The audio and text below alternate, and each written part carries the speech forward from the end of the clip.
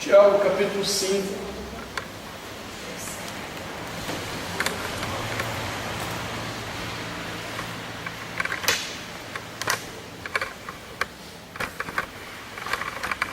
Tem sido o nosso texto de meditação.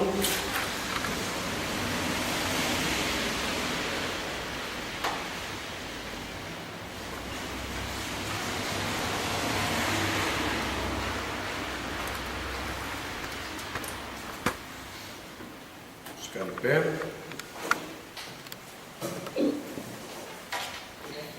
Diz a palavra de Deus: atendei agora, ricos, chorai lamentando por causa da vossa ou das vossas desventuras, e vos sobrevirão. As vossas riquezas estão corruptas e as vossas roupagens comidas de trança. O vosso ouro e a vossa prata foram gastos de ferrugens, e a sua ferrugem há de ser por testemunho contra vós mesmos, e há de devorar como fogo as vossas carnes.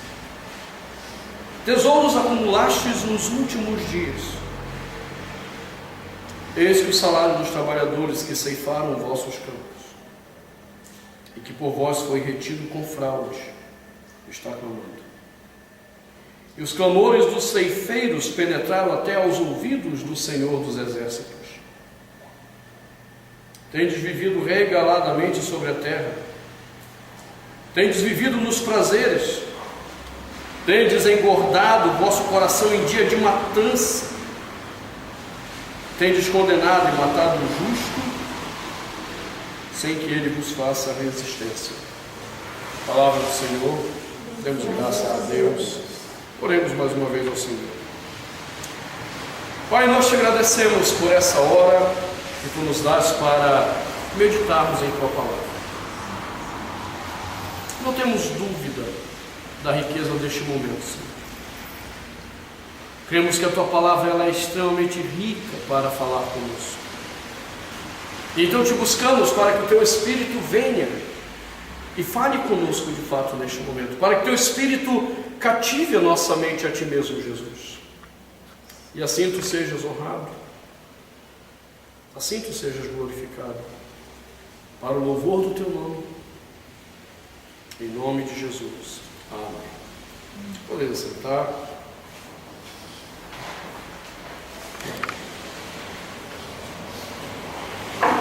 Quão rico nós somos.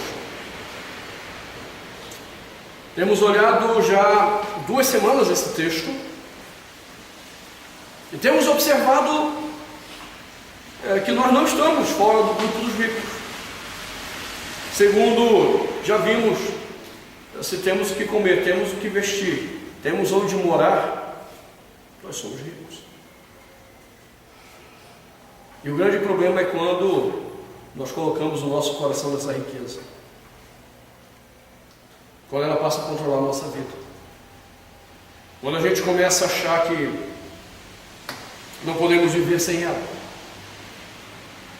Antes de vir para cá, eu fazia um aconselhamento com uma pessoa e falava para ela do meu deserto de 2007, em que chegou um momento que eu não tinha mesmo mais nada. Eu não tinha onde morar, eu morava de favor. Eu não tinha um salário que desse para me sustentar. Ou seja, eu não ganhava nem o suficiente para cobrir a despesa de um dia. Eu precisava que outros me ajudassem. E eu fui perdendo tudo. E o que é legal é porque em momento algum isso realmente era para mim importante. Eu tinha um carro que capotou,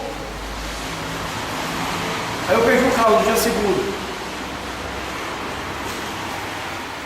E é interessante que também nunca me inquietou ter perdido o carro.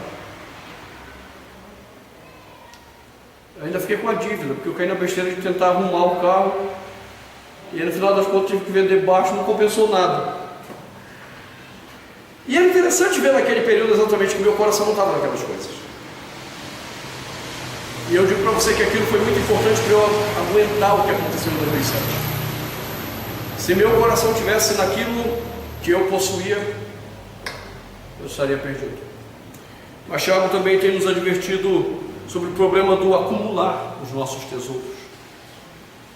Nós vimos isso na última meditação. Deus não nos tem dado tesouros quando temos para acumular. Por que nós nos tornamos dependentes da nossa riqueza? Porque nós estamos acumulando, e a gente começa então a ter um outro Deus que controla o nosso coração, quando Deus tem nos dado para repartir. Então, a partir do versículo 4, Tiago começa a tratar de um terceiro problema. Quando o nosso coração está dominado por essas coisas, nós perdemos a sensibilidade para perceber a origem da nossa riqueza. E aí chegamos na questão que tanto inquieta o coração do Vitor. Né? Ele está esperando por esse momento já. A origem ilícita, às vezes, da nossa riqueza. Tiago trata isso no versículo 4, dizendo assim: eis que o salário dos trabalhadores que ceifaram os vossos campos, e que por vós foi retido com fraude, está clamando. E os clamores dos ceifeiros penetraram até aos ouvidos do Senhor dos Exércitos.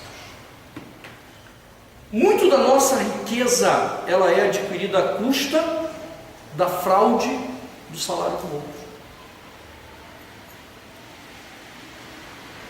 Isso começa quando nós temos a oportunidade de sermos patrão de alguém, quer seja numa empresa, quer seja na casa da gente. A gente não se vale do trabalho, às vezes, de diaristas. A gente não se vale, às vezes, do trabalho de um pedreiro. A gente se vale disso daí. Só que é interessante que no nosso coração há uma disposição de pechinchar, sem perguntar se é justo. Já há uma cultura disso. E se aquilo que a gente pechincha está abaixo do que é justo, eu estou defraudando aquele trabalhador. Para quê? Para ficar mais no meu bolso. Então, isso é preocupante na ética que a gente tem visto hoje. Totalmente preocupante. Então, a gente deve começar pensando primeiramente, quando nós temos a responsabilidade de pagar alguém, como nós avaliamos o salário dessa pessoa? Calvino, quando ele vai fazer a implantação de um novo sistema em Genebra, de vida, baseado na palavra de Deus, Calvino tinha uma ideia bem interessante. Daí porque o doido do Max Weber achou que ele era o pai do capitalismo. Porque até então, até aquele momento, a Europa ainda estava sob controle de senhores feudais, que controlavam a terra. E naquele momento da história, século XVI, a Europa está saindo do feudalismo para um sistema de pagamento financeiro. Quando Calvino chega em Genebra, esse sistema já existe.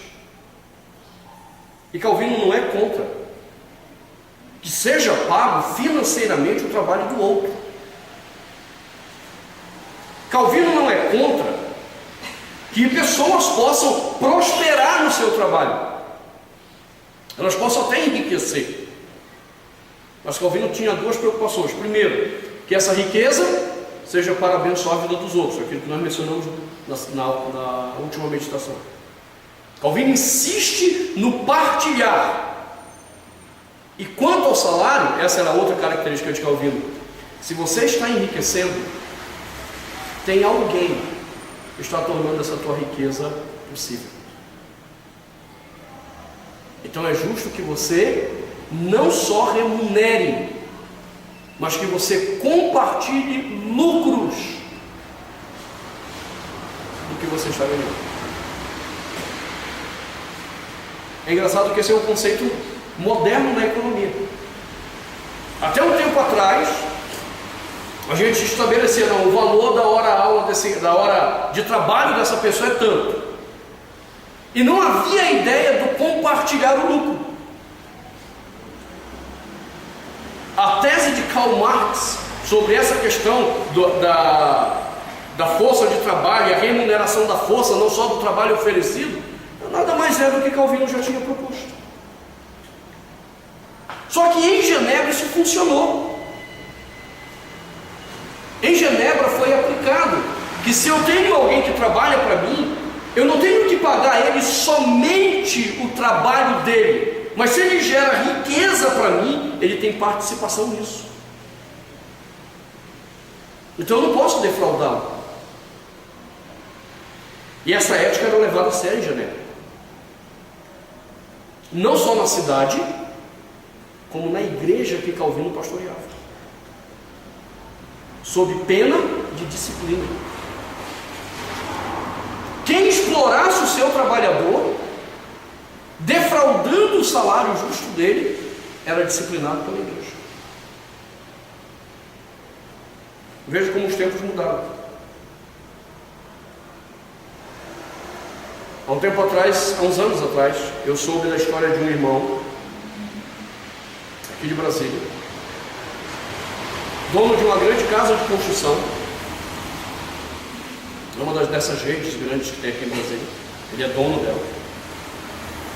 Ele é presbiteriano, ou seja, eu deveria ter entendimento disso, porque os presbiterianos sempre foram muito zelosos com essa questão.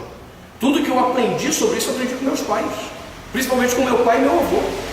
Como presbiterianos, eles zelavam por isso. Então esse irmão tinha um problema, na verdade dois. Uma vez um pastor, que era auxiliar da igreja dele, só que numa outra congregação, foi pedir um emprego para um membro da igreja que estava desempregado. E a resposta dele não foi: olha, está tudo lotado. A resposta dele foi: olha, não contrato evangélicos. Se ele dissesse assim, porque dão mau testemunho, são caloteiros, isso e aquilo, tudo bem. Mas a resposta dele foi: o pastor perguntou, por quê? Pastor, chega no domingo, esses caras não querem trabalhar. Vem com aquela história, tem que guardar o dia do Senhor e tal, não quer trabalhar. Quer dizer, já é triste um negócio desse. Você quer saber o que é mais triste? É quando você pega e compara a riqueza que esse cara tem e o salário que ele paga ao funcionário. Não há uma medida justa. É uma riqueza construída à custa do sacrifício dos outros. E biblicamente isso é errado. A gente não pode esquecer que o padrão que Jesus colocou para a gente é que a nossa justiça, ela tem que exceder a de um escriba e de um fariseu.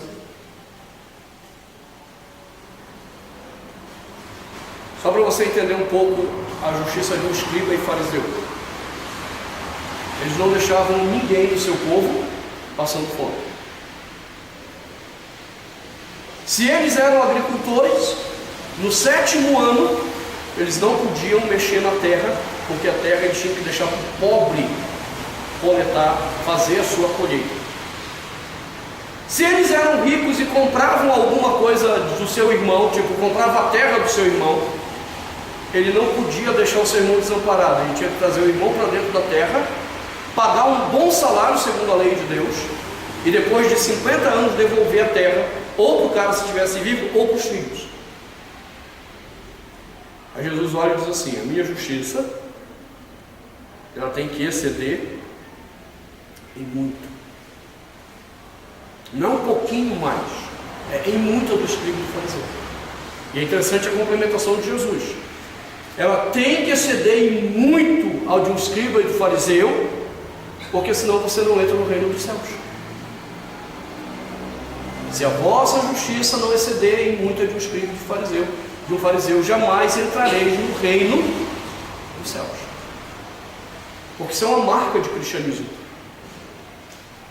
Esse desapego material e a prática da justiça. Ok, eu não tenho hoje um escriba e um fariseu, nem um judeu na minha cultura para me dar uma referência, mas eu convivo com ímpios. E tem ímpios que são mais justos do que eu.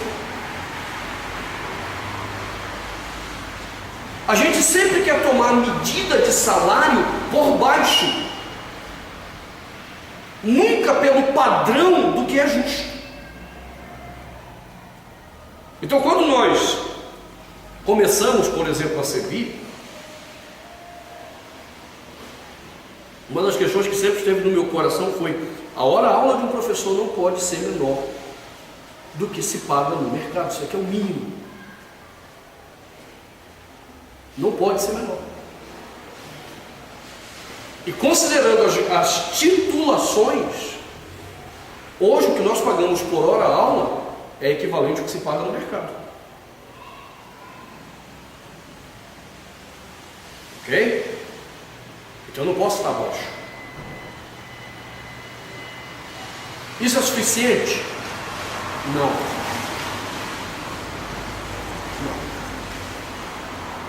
Porque a Bíblia diz que eu tenho que exceder. Do contrário, é uma riqueza que está sendo construída ilicitamente. Então, qual é o nível para eu entender? Cheguei na média.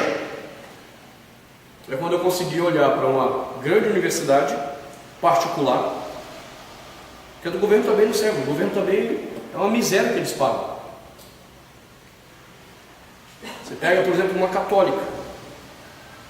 Qual é a hora-aula de uma católica? Esse aqui é um parâmetro para começar a pensar o que é exceder. Então nós temos isso no coração. À medida que a instituição cresça, nós temos que exceder. À medida que algumas coisas se constituam na faculdade, nós temos que exceder. Porque qualquer riqueza que nós venhamos ter de lucros institucionais será ilícito se aqueles que construíram a instituição não participarem de forma justa do salário. Percebe isso? Então, como empregador, eu hoje tenho esse desafio. Quando eu leio o Tiago, esse é um texto que me incomoda. Porque ele diz de uma forma muito clara, o salário dos trabalhadores que ceifaram vossos campos e que por vós foi retido com fraude está clamando. Todo salário pago injustamente chega a Deus como uma queixa. E eu não posso esquecer o complemento, ele diz: e os clamores dos ceifeiros penetraram até os ouvidos, ou seja, entraram nos ouvidos do Senhor dos Exércitos. É interessante porque essa é a única vez que aparece essa expressão Senhor dos Exércitos em todo o Novo Testamento. É mais antigo. E essa expressão, que é o nome de Deus, que a gente não pronuncia, mas que se usa o substitutivo Adonai ou Hashem, Adonai Tsevaot, o Deus da guerra. É interessante porque ele está dizendo, quando eu estou retendo o salário justo de um trabalhador, eu estou atraindo sobre mim a ira do Senhor que vem guerrear contra mim. E sinceramente, o que eu menos quero é que Deus venha guerrear contra mim na forma de administrar o pagamento daqueles que trabalham na CB.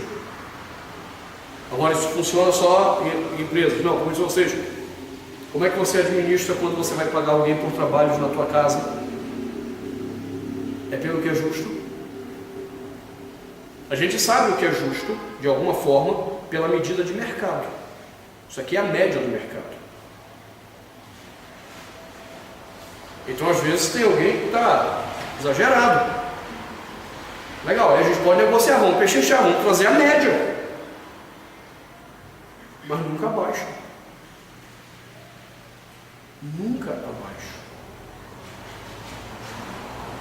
Porque, do contrário, eu estou fraudando o salário do outro. Há um caso bem típico para mim, quando nós mudamos para aquela casa,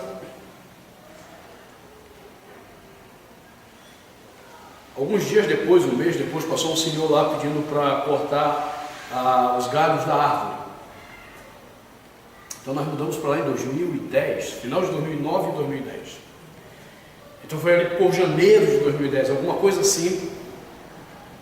Eu perguntei para ele quanto era, ele disse assim, olha, R$120. Eu não tinha noção, nunca mandei cortar galho de árvore. Eu disse assim, puxa, parece um pouco caro, não? Porque eu calculo o quê? O tempo que ele vai gastar, as horas que ele vai gastar.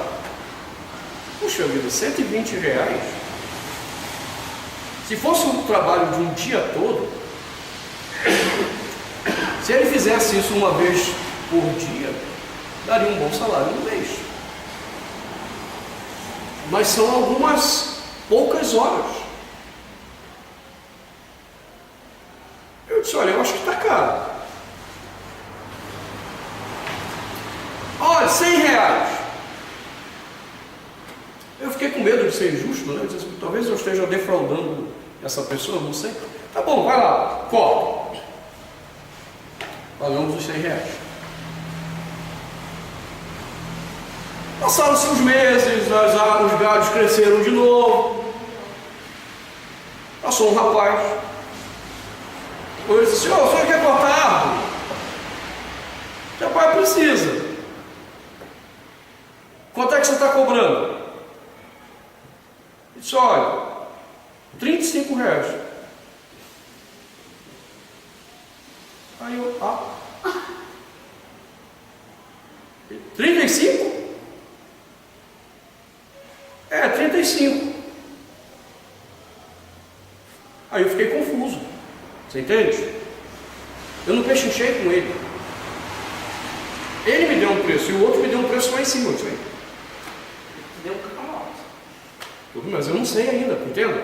Porque às vezes essa pessoa está com uma necessidade tal que ela está fazendo negócio a qualquer preço, porque ela não tem um feijão, um arroz, alguma coisa, eu não sei. Só que naquele momento eu não tenho como avaliar. Eu disse assim, olha, corta aí, dá uma limpada aqui que eu te dou um pouco mais. E aí eu dei R$50 para ele limpar ali ainda aquele, tudo, né? Aquele jardinzinho ali da casa. Eu fiquei com aquilo, eu disse, meu Deus do céu, de duas uma, ou eu fui logrado naquele cara, ou esse cara está cobrando abaixo do mercado, só que não tem como avaliar isso. Tá bom, ele fez o serviço. Passou um tempo, ainda não tinha crescido o suficiente, passou um outro. Aí ofereceu o serviço, eu perguntei, quanto é que você cobra? Ele disse, olha, R$50. Eu disse, opa, então peraí, já dá para ter uma medida. Se um é 35, o outro é 50, a média é por aqui. Os 100 lá atrás, eu fui logrado. Beleza. Não estava na hora de ir a parar, agradeci, mas peguei essa informação. Passou um tempo, aí realmente estava na hora de ir a parar, aparece o primeiro. E eu estava furioso, porque eu estava me sentindo logrado. Eu disse, não, obrigado, eu não quero. Não, olha, obrigado, não dá agora. Eu fiquei ali, passou o tempo, voltou, o que tinha feito por 35. Aí fiz a mesma coisa, eu disse, olha, você já provei dar uma limpada aqui, eu te dou R$50, né? Porque para mim isso aqui é a média. Passaram-se mais alguns anos, acho que foi ano passado, aí aquele mesmo senhor apareceu, cobrando 120. E aí eu disse para a Josi que eu atendeu, eu disse, olha, diga que eu não quero. Eu não quero falar com ele. Você entende? Porque me remoía a ideia de que ele tinha me logrado. Eu não quero falar com ele. Mas ele foi insistente. Aí eu tive que conversar com ele. Eu falei para ele, olha, quando você veio a primeira vez, você me cobrou esse valor. tempo depois passou um outro rapaz com um preço de R$35. Depois do tempo passou um que era R$50, então isso aqui é a média. E sinceramente você me roubou. E por causa disso eu não quero mais fazer serviço com você. Não, mas olha, eu posso deixar esse exemplo amigo. Você me logrou. Não perca tempo, eu não vou mais fazer serviço com você. Compreende? Quando alguém presta um serviço para mim, eu tenho que estar em paz, que aquilo ali é o valor de mercado. Nem menos, nem mais. Mais se for misericórdia, se eu quiser dar mais.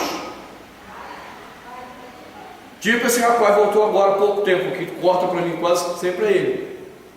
Voltou, aí ele pediu lá R$50, aumentou um pouquinho. Disse, não, eu vou lhe dar 60, eu quis dar mais. Aí nesse momento o que aconteceu? A minha justiça excedeu aos padrões. Agora eu estou cumprindo o que Cristo disse. Agora eu excedi. Então nós precisamos aprender isso em tudo. Tem que ter um limite para a gente pechinchar. O limite é o que é justo. A gente não pode contar vantagem. Nossa, olha, eu economizei tanto, mas peraí. É a média. É isso que o mercado coloca. Então nós precisamos pedir a Deus discernimento sobre essas coisas. Porque, entenda, nós estamos diante de uma situação complicada. Se a minha riqueza ela está sendo constituída à custa da fraude do outro, o Senhor dos Exércitos, o que guerreia pela justiça, está contra mim. E sinceramente, o último inimigo que eu vou querer ter na vida é Deus. Eu acho que não vai dar certo isso, ter o Senhor voltado com seus exércitos contra mim. Então esse é o perigo. Por que Tiago está falando isso? Lembre-se de novo do contexto. Os irmãos perderam tudo, alguns estavam começando a ganhar dinheiro, e vendo a necessidade do irmãozinho ali que estava na pindaíba, em nome de eu te ajudo, eles estavam constituindo riquezas para si. Riquezas. Então nós precisamos aprender essa medida. E isso se aplica em tudo. Nós nunca podemos defraudar ninguém. Ninguém. Em nome de que Deus nos abençoe. Por isso eu já disse, eu acho complicado o crente que vai vender carro. Como é que você vai vender carro sem defraudar? Deveria ser isso, né? Não, ok. Mas quando você vai montar um negócio de venda de carro, não é assim que funciona. É por isso que eu acho complicado. Muito complicado. Eu já contei a vocês o testemunho com o presbítero que eu tive lá em Tietê, quando a irmã dele teve um problema de saúde, precisava vender um carro praticamente zerado. Na época, era um Corsa sedã. Na época ele valia em torno de 16 mil, 15, 16 mil. E ela estava vendendo por 10. E ele veio me oferecer. Eu disse, não, eu não posso fazer isso. Entenda, não é eu não posso porque eu não tinha dinheiro. Aquele valor eu tinha. Bons tempos, aquele que eu era um pastor assalariado, eu conseguia administrar melhor minhas finanças. Dava para guardar, ajudar todo mundo e dava para ter, né? Mas a minha questão era, eu vou defraudar seu irmão, eu não posso fazer isso. Então o que nós vamos fazer? Bom, nós vamos orar para que Deus coloque alguém que pague, pelo menos o que é perto do justo. E graças a Deus ela conseguiu vender por 14 mil e alguma coisa. Ainda perdeu um pouquinho, mas bem menos do que ia perder. Eu não posso aceitar defraudar ninguém para constituir riqueza. Agora, por exemplo, nós estamos vivendo uma fase crítica na economia do nosso país. Essa semana voltei a ler lá um artigo do guru da economia mundial. Não é guru espiritual, tipo Dalai Lama. É guru no sentido figurativo. O cara, ele consegue prever coisas. Ele já previu 2 vezes a quebra financeira na época do Fernando Henrique e a última quebra norte-americana. E bateu certinho com o que o cara disse. No final do ano passado o cara falou: o Brasil estoura a bolha imobiliária dele agora em 2014. Ele aposta que antes da Copa. Alguns acham que ele está errado só nesse ponto. Logo depois da Copa a bolha estoura. O que está acontecendo? O pessoal está comprando aí apartamento, casa com valores absurdos que não vale aquilo. O mercado parou. Por que parou? Porque alguns já perceberam que entraram numa furada. Alguns estão tentando vender, não conseguem. Aí vai estourar a bolha. Aí a pessoa vai tentar vender para mim. Comprou um apartamento lá, 500 mil. Hoje ele não consegue vender mais do que 380 mil, é o que está conseguindo pegar. Aí eu vou e compro. Eu defraudei o irmão? Eu não, eu estou pagando o que é justo. Quem defraudou foi o mercado imobiliário e ele que não tentou para a coisa. São coisas diferentes. Estão entendendo o problema? É por isso que nós precisamos tomar cuidado, que o defraudador dessa pessoa não sou eu. Foi outro. Eu estou me mantendo dentro do que é justo. E eu não vou querer que ele tenha prejuízo além do que não. O que é justo, acabou. Nem mais, nem menos. Aí eu não estou constituindo riqueza à custa da fraude do outro. É isso que nós precisamos atentar. Isso se aplica em tudo na vida da gente. A experiência mais profunda que eu já vivi na minha vida sobre isso, eu já contei alguns anos atrás para vocês essa experiência. Eu estava voltando de uma viagem, eu não lembro onde que eu tinha ido pregar. E aí eu cheguei em São Paulo, peguei um ônibus, aliás, fui para a rodoviária, não tinha mais ônibus direto para Tietê. Tietê tinha poucos horários de ônibus. Eu tinha que fazer uma baldeação, então eu fui para Porto Feliz, que é uma cidade a 25 quilômetros de Tietê, e pegaria um ônibus lá para Tietê. Cheguei em Porto Feliz, horário bonitinho, comprei minha passagem. Perdão, comprei minha passagem não. Eu cheguei, faltavam uns 5, 10 minutos mais ou menos para o ônibus sair. Fui ao balcão, tinha um cara lá, vendendo a passagem dele. E ele me ofereceu a passagem. Eu não lembro direito os preços hoje, mas era tipo assim, a passagem era R$5. E ele disse: olha, eu estou vendendo minha passagem por R$4,50 porque eu não vou poder embarcar nesse ônibus. E eu pensei, puxa, que bênção, ganhei 50 centavos. Comprei a passagem dele. Estou lá tranquilo e tal.